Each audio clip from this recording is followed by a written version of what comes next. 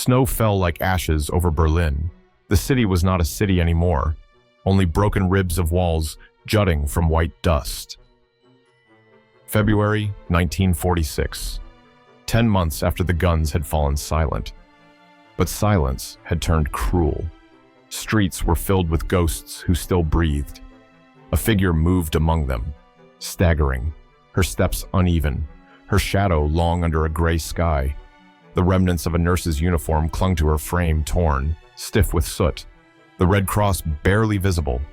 Her name was Anneliese Hartmann, 27, once a nurse at the Charité hospital.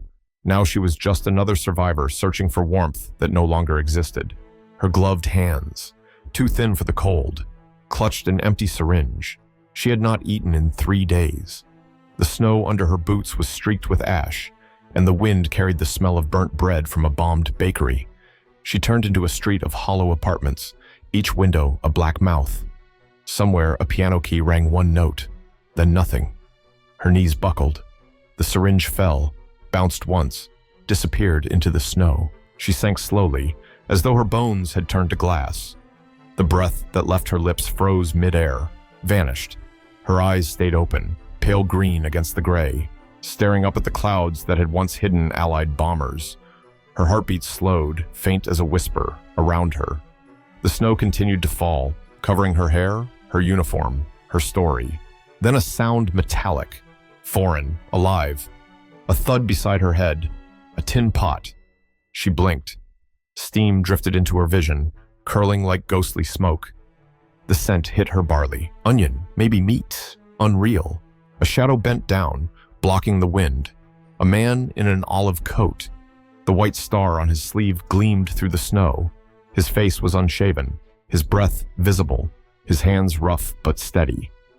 He looked down at her, eyes narrowing, not in hatred, but in recognition, as if he had seen too much suffering to tell friend from foe anymore. For a moment he said nothing. Then his voice, rough and low, broke the frozen air. "Don't die yet. Nurse." He set the pot beside her hand, its heat seeping into the snow, hissing. The contrast was unbearable, the warmth of the soup, the cold of her skin, the absurd mercy of the moment. She could barely lift her fingers, but somehow the steam made her blink again. The camera of the world held still on that image, the defeated nurse, the enemy soldier, and a pot of soup melting snow between them. If you value stories like this, don't forget to like and subscribe. It helps preserve forgotten chapters of history. Tell us where you're watching from, and what time it is in your corner of the world. The winter of 1946 was called Hunger Winter, the winter of hunger. Germany lay under snow and silence, but beneath that quiet stretched a famine unseen even during the war. The fields were frozen, the railways broken, and the Allied blockade meant the grain never came. In Berlin alone, 2 million people lined up daily for rations that no longer existed. Across the country, 1 million civilians would die that year not from bullets, but from emptiness. Anneliese Hartmann was one of them, or almost. After she collapsed in the snow, her story became one among thousands. Hospitals, if they could be called that, were no longer sanctuaries but cold warehouses of the dying. Nurses burned wooden chairs to keep patients alive for another night. Mothers boiled wallpaper paste for their children. In villages along the Elbe, people dug up potato peels from frozen compost heaps. Hunger had a smell metallic, bitter, unforgettable. In one report sent from the Allied military government, it was written plainly: "The German diet has reached a point below survival. Daily intake averages less than 1,000 calories. Even the black market stalls in ruined courtyards sold sawdust bread and horsemeat stew. Children were seen eating dog biscuits left by U.S. patrols." Anneliese awoke 3 days after her collapse in a makeshift shelter, wrapped in an American blanket, her veins aching but her mind strangely clear. She had heard the word enemy so many times during the war that it had lost meaning. Now the true enemy was silence, cold, and the hollow inside the ribs. She tried to stand. Her vision blurred. Around her were others, a mother holding a pale child, an old man whispering prayers into a tin cup. Somewhere a voice called for help, but no one moved. The will to answer had been drained from everyone. From the street outside came the sound of a truck engine, not a tank this time, but something different. Voices in English. Laughter, faint but real. A smell drifted in cooked barley and onions. Annalise's stomach clenched. For the first time, she felt something like anger mixed with hope. Anger that help had come too late. Hope that it had come at all. In her diary, months later, she would write a single sentence about that day. It was strange to be alive and not know whether to be grateful or ashamed. The snow kept falling. Berlin slept under hunger's white blanket, waiting for a warmth that still hesitated at the city's edge. Outside the ruins of Berlin, near Tempelhof, a U.S. Army relief post stood where a tank depot once burned. Barbed wire still marked the ground, but now it fenced in barrels of soup instead of ammunition. The cold wind carried smells the city hadn't known for years. Barley, carrots, a trace of beef. For those who had forgotten what food was, that scent alone felt unreal, almost cruel. Sergeant Robert Bobby Miller, 24, Iowa-born, had been with the 45th Infantry during the final push into Germany. Now his rifle had been replaced by a ladle. He wore no medals, just a wool cap and tired eyes. In his logbook, he wrote the same line every morning: feed until the pot is empty. On that afternoon, he lifted the lid of the field cauldron. Steam rose like a living thing, blurring his face. He had no illusions left about war or mercy, only the job of keeping people from dying one by one. The line of civilians was long, their faces gray as the snow, their bowls mismatched tin, porcelain, even helmets turned upside down. Then he saw her. A woman slumped near the wall, half covered in snow, eyes unfocused. Her Red Cross badge was barely visible through soot and grime. He hesitated. Was she one of theirs, or one of his? It no longer mattered. He called to a private nearby. "Hey, she's not a soldier. She's just, starving." The words came out like a confession. He set his ladle down, stepped out of line, and knelt beside her. Her pulse was weak. He slipped one arm under her head and tilted the pot slightly, letting the broth cool before lifting a spoonful to her lips. Her lashes flickered. She saw his sleeve, the white star, the letters U.S., and panic surged. Her fingers pushed weakly at his wrist. He whispered, quiet but firm, "It's soup, not surrender." For a moment she froze, uncertain whether to resist or breathe. Then, trembling, she let the spoon touch her mouth. The steam mingled with her shallow breaths, fogging the air between them, around them. Soldiers pretended not to stare. They'd all seen too much. But something about that image made them pause. In the background, a Jeep idled, its radio faintly playing a jazz tune from home. A fragment of America hummed in the ruins of Berlin. The soup dripped down the spoon, dark against the snow. Later that night, Miller would write in his journal, "She looked like every patient my mother ever fed at the hospital, only thinner." The line of hungry civilians continued, step by step, bowl by bowl. Between them and despair stood only a few men with ladles, enemies yesterday, caretakers today. The soup touched her tongue like fire and salt and memory. Annalise's lips trembled. For months, she had known only the taste of metal, snow, and dust. But now warmth slid down her throat. Her hands shook as if her body refused to believe the promise of nourishment. She whispered, barely audible, "It tastes like home." No one replied. Miller stayed kneeling beside her, holding the pot steady. Around them, the ruins seemed to breathe again. The smell of barley and onion wrapped through the air, mixing with the smoke of burnt timber and frost. A child nearby started crying, not from pain, but hunger waking up. It was the sound of life returning, one breath at a time. Inside the relief tent, a medic recorded numbers on a clipboard served 412 civilians, 29 too weak to stand. Those statistics were meant for headquarters, but they could never describe what really filled that courtyard, the quiet shock of survival. The men serving soup were no longer soldiers. They were witnesses to the strange peace that begins not with parades, but with spoons. For Annalise, each swallow felt like a prayer. She thought of the hospital wards where she had worked during the last battle's rows of men missing limbs, children bandaged to their necks, and the final day when there were no more bandages, only silence. Back then, she had believed her duty had ended. Now, in the taste of this foreign soup, something stirred again, not faith, but the will to keep breathing. Miller handed her another spoonful. Easy, he said, almost to himself. You'll get sick if you rush it. His voice was steady, but his hands trembled too. He had seen starvation in France, in the camps they liberated, in faces that never left his dreams. Yet this was different here. The suffering had no name, no flag, no guilt left to assign. Behind them, a sergeant barked orders to keep the line moving. Pots clanged, steam rose, and the air turned dense with noise and life. A crow flew overhead, its crachars against the winter wind, in her pocket. Anneliese later found a scrap of paper, a piece of an old hospital ledger, with a broken pencil. She wrote, "The enemy fed me. The world has turned upside down. And somehow it feels right." That night, the temperature dropped to -15, yet the soup line stayed open until dawn.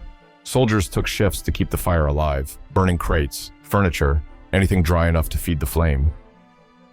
The next morning, when sunlight hit the courtyard, the snow had melted in a perfect circle around the pot, a small, steaming island of life amid the frozen city. Sometimes, after war, the first thing people taste is not food, but humanity.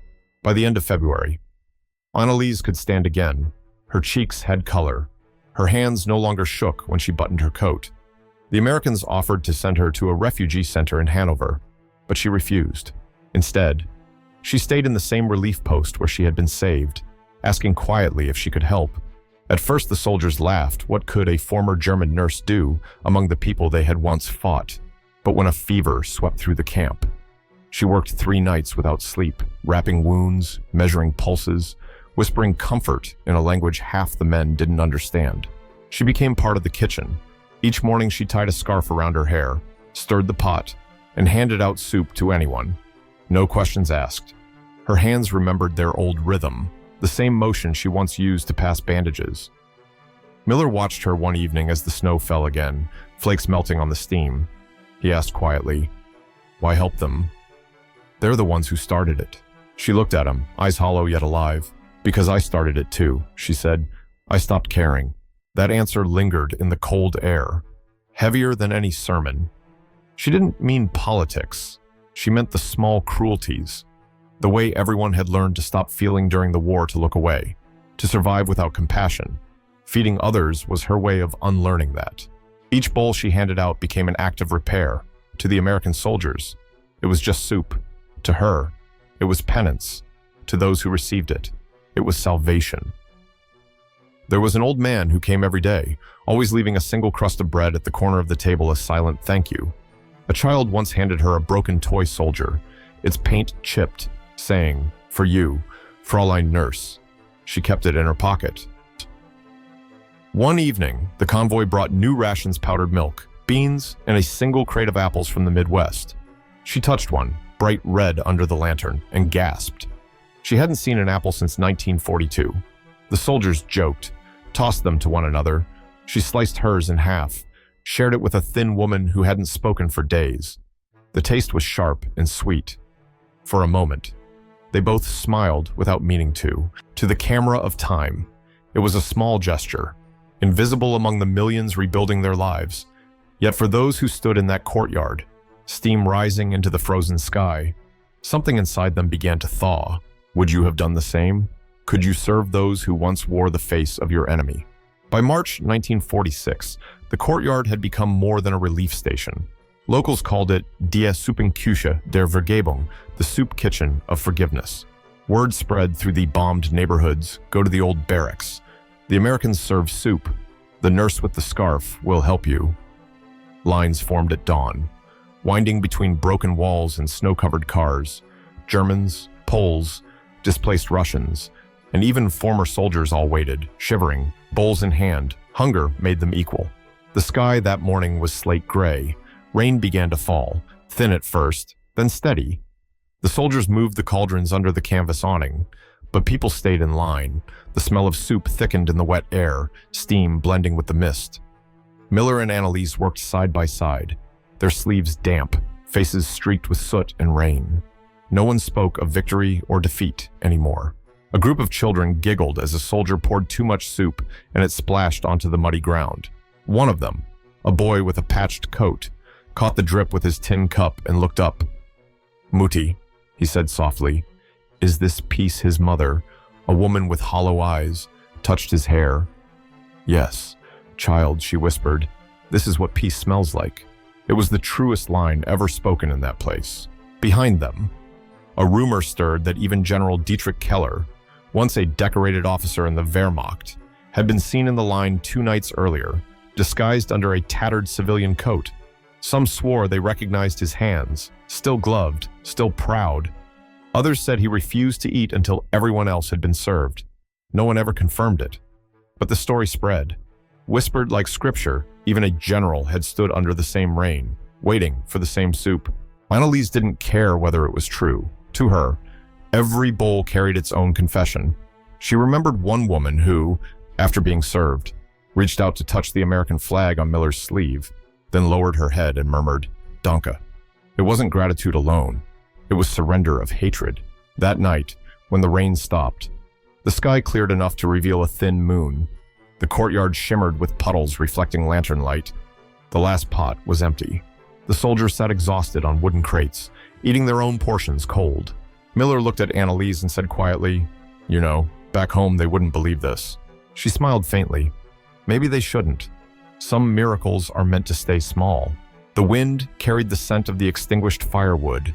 Onion, rain, no victory march, no trumpet. Just the soft sound of spoons tapping empty bowls. Have you ever been saved by the kindness of a stranger? 7 years passed. Berlin had changed its skin. The rubble was swept away, the airfield rebuilt, and the first trams clattered again through streets lined with saplings. Children played where craters once lay, their laughter louder than sirens ever were. The hunger years had faded into photographs and memories, but some things refused to vanish.